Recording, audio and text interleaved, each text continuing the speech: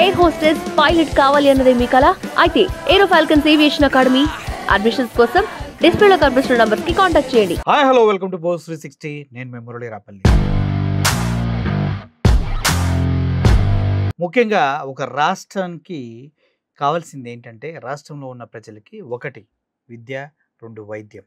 జగన్మోహన్ రెడ్డి గారు ఎంతో కష్టపడి 17 మెడికల్ కాలేజెస్ తీసుకొచ్చి అందుట్లో మెడికల్ సీట్లు కూడా అలాట్మెంట్ అవుతూ ఉంటే మాకు ఈ మెడికల్ సీట్లు వద్దు అంటూ నిస్సిగ్గుగా వెనక్కి పంపించినటువంటి గవర్నమెంట్ కూటమి ప్రభుత్వం.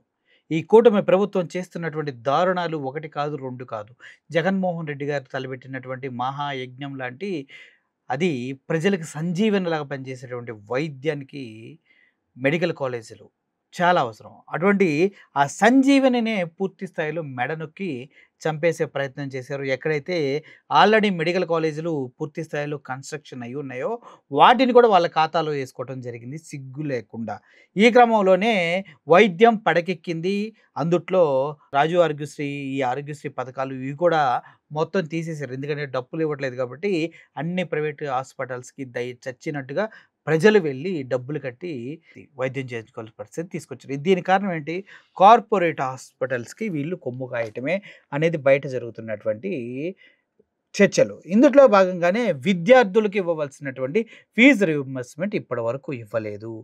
దానికి ప్రజలు, రైతుల నుంచి చాలా చాలా వ్యతిరేకత వస్తుంది. ఈరోజు చూసుకున్నట్లయితే విద్యార్థులంతా కూడా లోకేష్ గారి ఇంటి ముందు ఉన్నటువంటి బార్కెట్స్ని తొలగించేసి ఆయన ఆఫీస్ లోపలికి ప్రవేశించడం జరిగింది. ఈ విధంగా చూసుకుంటూ పోతే వెరీ సూన్ ప్రజల్లో తిరుగుబాటు వస్తుంది. ఇక్కడ మరో శ్రీలంకనో లేదని మరో నేపాల్ అయ్యే అవకాశాలు కనిపిస్తున్నాయి. ముఖ్యంగా ఇక్కడ మీరు గమనించవలసింది ఏంటంటే ప్రజల్లో ఆగ్రహ జ్వాలలు పెళ్ళుబికి బయటకు వస్తూ ఉన్నాయి.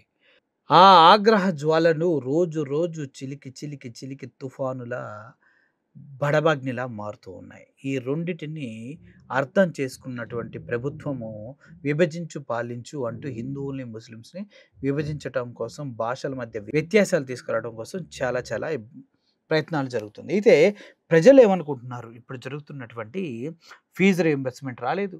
బీసీ హాస్టల్లో ఎప్పటికప్పుడు ఫుడ్ పాయిజన్ అయిపోయి హాస్పిటల్లో జాయిన్ అవుతున్నారు. ఈరోజు కూడా బీసీ విద్యార్థులు హాస్పిటల్లో జాయిన్ అయిన ఉన్నారు.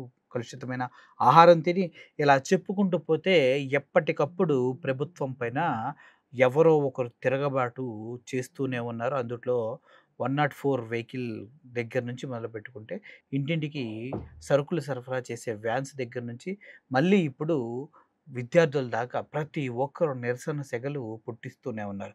కానీ అవన్నీ గాలి కొదిలేసి కేవలం అమరావతి అమరావతి అని ఆ భ్రమలో బ్రతుకుతూ ఉన్నారు చంద్రబాబు నాయుడు గారు. ఎందుకంటే వీళ్ళకి సంబంధించిన భూములు మొత్తం అక్కడే ఉన్నాయి. కేవలం 175 కోట్లు పెట్టి కొన్నటువంటి భూములు వెల ఇప్పుడు దగ్గర దగ్గర 20,000 కోట్ల వరకు వెళ్ళినాయి. చంద్రబాబు నాయుడు గారికి కావచ్చు, పవన్ కళ్యాణ్ గారికి కావచ్చు, వేరే వాళ్ళ అందరికీ కూడా.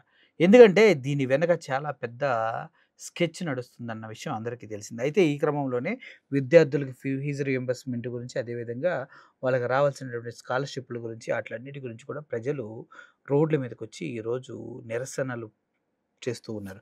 దాంట్లో ఒక విద్యార్థి మాట్లాడుతున్న మాటలు మీరు వినండి ఎలా ఉంటాయో. రాష్ట్రంలో ఫీజు రీయింబర్స్మెంట్ విడుదల కాక 10 లక్షల మంది విద్యార్థులు రోడ్ల మీద తిరుగుతూ ఉన్నారు. ఈ రాష్ట్రంలో సంక్షేమ హాస్టల్ విద్యార్థులకి మెస్ ఛార్జీలు పెరగడం లేదు. మేము అడుగుతూ ఉన్నాం, నారా లోకేష్ గారు, మీరు కాదా హామీ ఇచ్చింది ఇవాళ పాదయాత్రలో మేము అధికారంలోకి వస్తే పూర్తిగా ప్రభుత్వ మెడికల్ కళాశాలని ప్రైవేట్ గా చేయమని చెప్పారు. కానీ అధికారంలోకి వచ్చిన తర్వాత పబ్లిక్ ప్రైవేట్ పార్ట్నర్షిప్ పేరుతో మెడికల్ కళాశాల అందజేస్తా ఉన్నారు.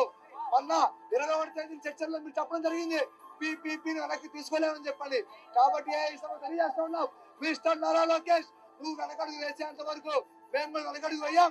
ఖచ్చితంగా నీ ఉద్యమానికి ఈరోజు పూర్తిగా కూటమి ప్రభుత్వం వ్యతిరేకంగా పోరాటాలు నిర్వహిస్తాం. కాబట్టి ఈ సభ హెచ్చరిస్తా ఉంది. మరి నీకు అమరావతి కోసం 2 లక్షల కోట్లను ప్రణాళిక వేసినావు, చేతిలో డబ్బు లేదు కానీ 2 లక్షల కోట్ల ప్రణాళిక అంటున్నావు. మెడికల్ కాలేజీలకు, ఇంతమందికి మేలు చేసే మెడికల్ కాలేజీలకు 5,000 కోట్లు పెట్టడానికి నీ దగ్గర డబ్బులు లేవంటావా? సో ఇక్కడ కనుక మనం క్లియర్గా చూసుకున్నట్లయితే 2,50,000 కోట్లు అప్పు ఎవరికి ఇచ్చారో, ఎక్కడ పెట్టారో, ఏం చేశారో ఎవరికి తెలియదు. దాని గురించి అడిగితే ఒక్క నోరు కూడా మెదలదు. అదీ కాక కనీసం 5,000 కోట్లతో హాస్పిటల్స్ కట్టించలేకపోయారు. 2,50,000 కోట్లు అప్పు చేసి. కనీసం ఫీజు రీయింబర్స్మెంట్ 2,800 కోట్లు అది కూడా ఇవ్వలేకపోయారు. ఆరోగ్యశ్రీకి 2,500 కోట్లు పేదవాడు హ్యాపీగా వైద్యం ఫ్రీగా చేయించుకుంటాడు. దాన్ని చేయలేకపోయారు. చివరికి ఎంత దీనస్థితి అంటే బీసీ హాస్టల్స్‌కి కూడా సరైన సదుపాయాలు ఇవ్వలేక 200 మందికి ఒకే ఒక బాత్రూమ్ ఆడపిల్లలకుంటే ఎంత దయనీయమైన, దారుణమైన పరిస్థితిలో ఆంధ్రప్రదేశ్ ఉందో అర్థం చేసుకోండి.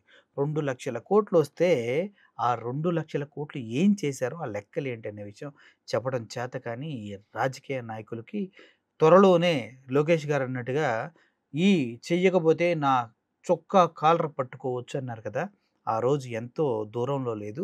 రాబోయే కొన్ని నెలల్లోనే ప్రజలంతా నడి రోడ్డు మీదకొచ్చి ఇప్పుడు ఉన్నటువంటి నాయకులు, పాలకుల చొక్కాలు పట్టుకొని అడిగే రోజు దగ్గరలో ఉంది. ఈరోజు కేవలం బార్గేట్సే పగలగొట్టుకొని వెళ్ళారు. రేపొద్దున ఇంటి అద్దాలు పగిలి చొక్కాలు పట్టుకుని బయటికి లాక్కొచ్చి నడి రోడ్డు మీద నిలబెట్టి అడుగుతారేమో చూసుకోవాలని విన్నవించుకుంటూ సెలవు తీసుకుంటున్నాను. Thank you for watching this video. Murali signing off. Thank you so much.